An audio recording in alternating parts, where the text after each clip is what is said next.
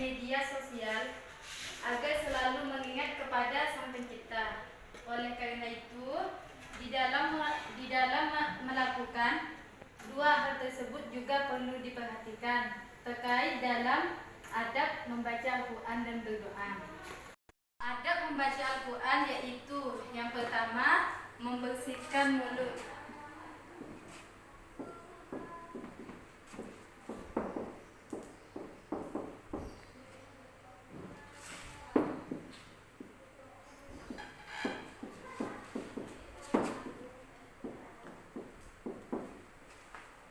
Satu, membersihkan mulut. Kita sebelum sholat pastikan mengambil wudhu, membersihkan dulu. Habis itu membersihkan mulut, baru kita berwudhu secara teratur. Yang kedua, berwudhu.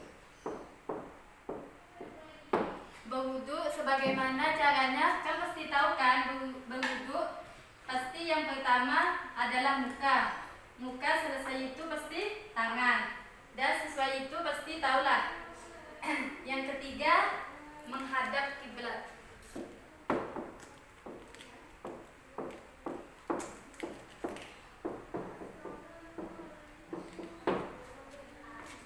Ada membaca Al-Quran pasti kita menghadap kiblat. Tidak mungkin kita tidak menghadap kiblat. Pastinya kita menghadap kiblat. Yang keempat, membaca basmalah.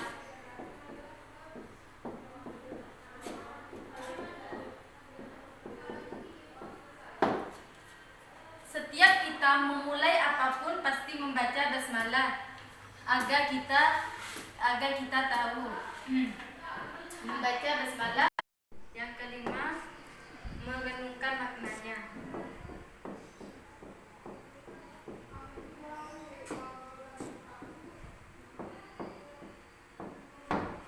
Kita membaca Al-Quran tak seharusnya merenungkan maknanya, tapi lebih bagus kita merenungkan maknanya supaya kita membacanya juga nyaman, enak, dan bagus didengarnya.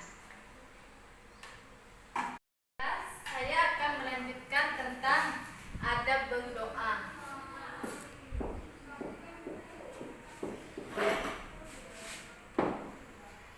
Adab berdoa yaitu terdiri dari 6.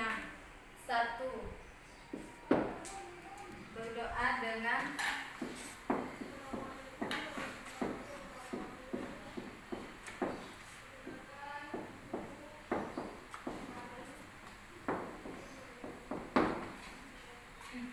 kita berdoa dengan memuji Allah Subhanahu wa taala. Semestinya kita yang pertama, seandainya kita berdoa, pasti kita yang memuji pasti yang pertama Allah, yang kedua pasti Rasulullah, yang ketiga pasti para sahabatnya. Yang kedua, berdoa di waktu mustajab.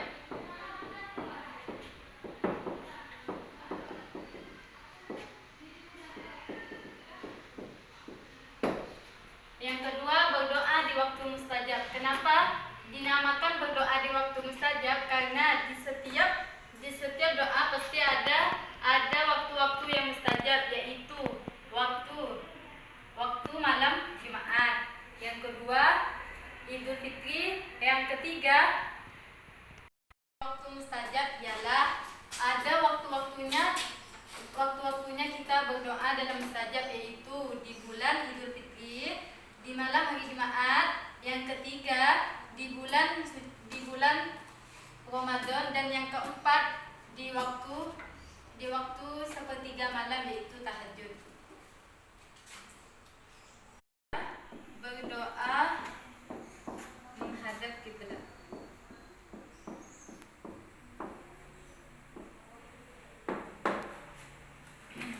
Yaitu berdoa menghadap kiblat. Tentunya kita setiap berdoa pasti menghadap kiblat. Dimanapun kita berdoa pasti menghadap kiblat. Mengapa kita menghadap kiblat? Karena kita meminta pertolongan atau ampunan kepada Allah Subhanahu wa taala. Yang keempat,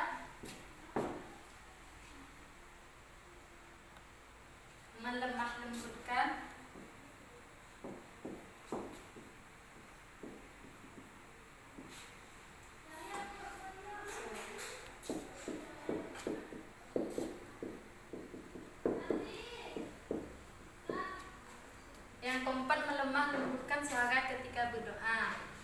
pastinya kita setiap berdoa kepada Allah Subhanahu wa taala, pastinya kita melemah lembutkan suara kita seperti kita meminta ampunan atau pertolongan kepada Allah Subhanahu wa taala.